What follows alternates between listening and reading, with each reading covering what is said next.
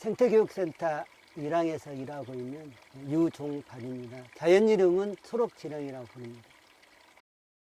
절기를 한마디로 얘기하기가 굉장히 어려운데요.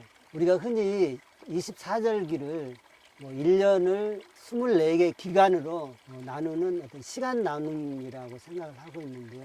제가 생각하는 절기는 단순한 시간 나눔이 아니라 해가 만든 햇볕의 기운이 1년 동안에 흘러가는 과정을 24절기라고 하는 이름으로 표현한 것이라고 보고 있습니다. 햇볕이라고 하는 것은 모든 생명들이 살아가게 하는 생명력과 같은 건데, 이 햇볕이 봄, 여름, 가을, 겨울 동안에 다 다르게 나타나잖아요. 그래서 1년 동안 햇볕의 기운으로 생명들이 살아가는 생명 기운의 흐름을 24가지 이름으로 표현한 것이다. 다시 말하면 햇님의 이름을 다 24가지로 표현한 게 절기의 이름이라고 이야기할 수가 있겠네요. 절기살이란 절기에 맞게 사는 그런 삶을 말하겠죠. 보다 구체적으로 얘기하면 때에 맞게 사는 건데요. 우리가 흔히 어른들이 아이들에게 제발 철 좀 들어라 이런 얘기를 하잖아요. 여기서 말하는 철이라고 하는 것은 때를 말하는 거고요. 때라고 하는 것을 우리는 절기로 표현할 수가 있습니다. 철이 없다 이 말은 때를 모른다, 때를 모르게 산다 이런 얘기고요. 지금 어떤 때인가, 이 때에 내가 어떻게 살아야 되는가, 이것을 아는 게 절기살인데요.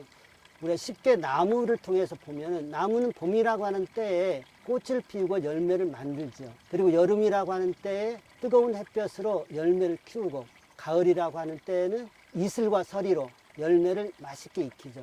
겨울은 차가운 기운으로 자기의 생명력을 단단하게 하는데요. 나무가 살아가는 것들이 바로 절기살이라고 볼 수가 있는데, 이것들을 우리 삶으로 끌어와서 때를 알고 그 때에 맞게 사는 것, 이것이 절기살이라고 볼 수가 있겠습니다. 생태 공부는 이 절기 공부가 바탕이 되어야 완전한 그런 생태 공부를 할 수 있더라고요. 왜냐하면 봄에 꽃 피고 가을에 결실을 맺고 하는 이런 생태적인 변화가 다 절기와 관계가 돼 있어요. 왜 이때 꽃 피지? 왜 이때 곤충이 나타나지? 왜 이때 새가 나타나지? 이런 생태적인 이야기는 모두 다 절기 이야기가 숨어져 있거든요. 그러니까 절기를 모르면 자연 속에 일어나는 여러 가지 생태의 모습이 근본적으로 이해가 되지 않는 거예요. 그래서 생태 공부 이전에 절기 공부가 바탕이 되기 때문에 우리 생태교육센터 1항에서는 절기를 중점적으로 공부하고 있습니다.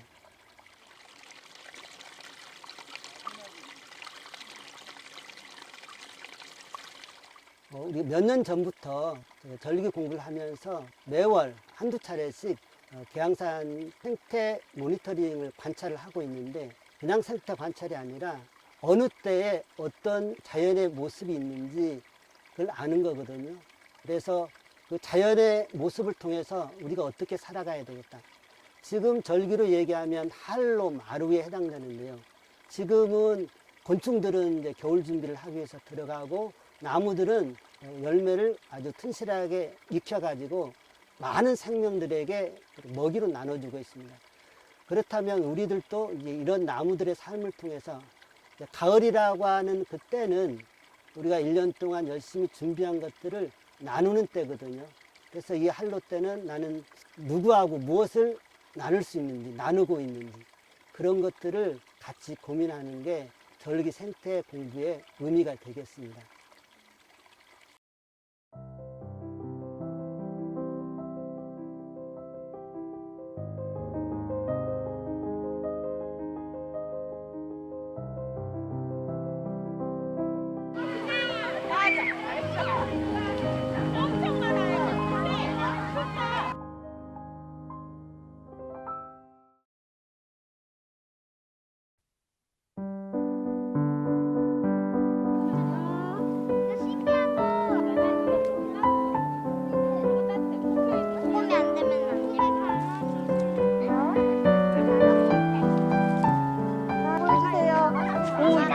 누가 만들어준 색깔이라고 그랬죠? 저도 해주세요. 햇볕이 만들어준 색깔이에요. 오.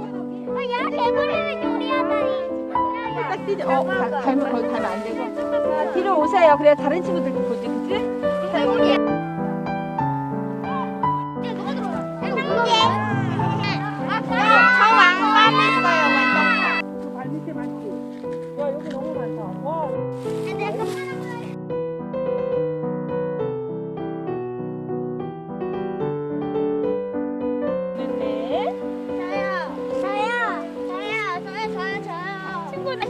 갈색. 다리. 우리 갈색. 빨강색 어디서 보았니? 열매. 열매 좋아. 색깔을 친구 안 쓴 친구한테도 한번. 너무 로돌에서 색깔도 봤어?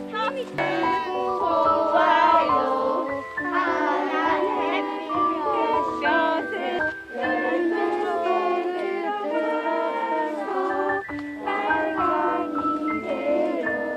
자, 햇볕아 고마워 해보자. 시작. 햇볕한테는 고마워 하자. 시작. 고마워.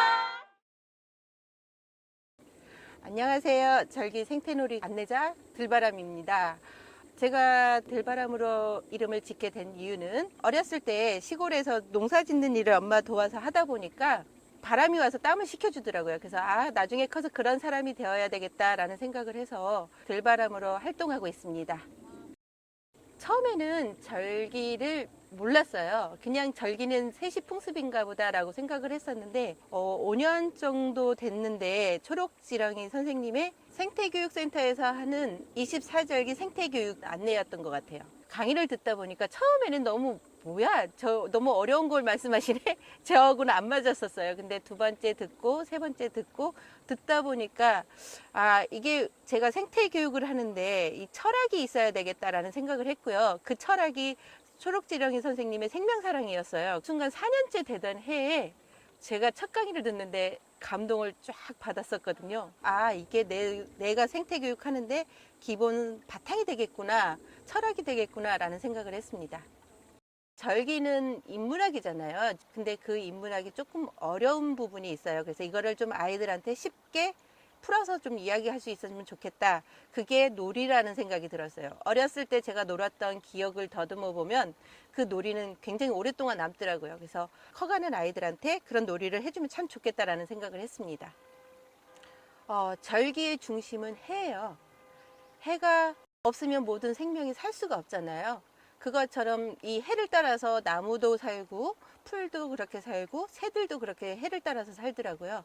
이거를 사람도 그렇게 살아야 되는데 그렇게 살지 않는 모습을 보면서 그러면 이거를 아이들한테 좀 빨리 해주자 라는 생각이 들었습니다.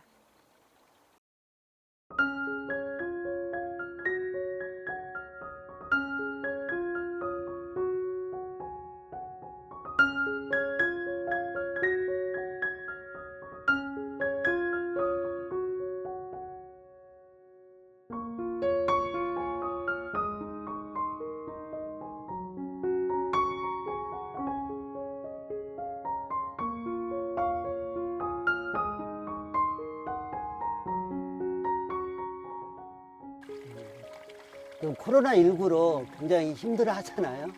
제가 절기 공부를 해보니까 인간이 코로나19를 걸린 이유는 다름 아닌 절기의 흐름대로 자연의 기운대로 자연과 조화롭게 살지 않는 것에서 코로나19가 나왔다고 생각하고 있거든요. 그래서 지금 너도 나도 그 백신 개발하기 위해서 노력을 하고 그것만 맞으면 될 거라고 하는데 저는 최고의 코로나 백신은 절기살이라고 보고 있습니다. 그래서 절기를 알고 절기에 맞게 사는 것이 저는 무엇보다도 우리가 건강하고 아름답게 살 수 있는 비결이라고 생각하기 때문에 꼭 절기에 대한 이해와 공부가 있었으면 좋겠습니다.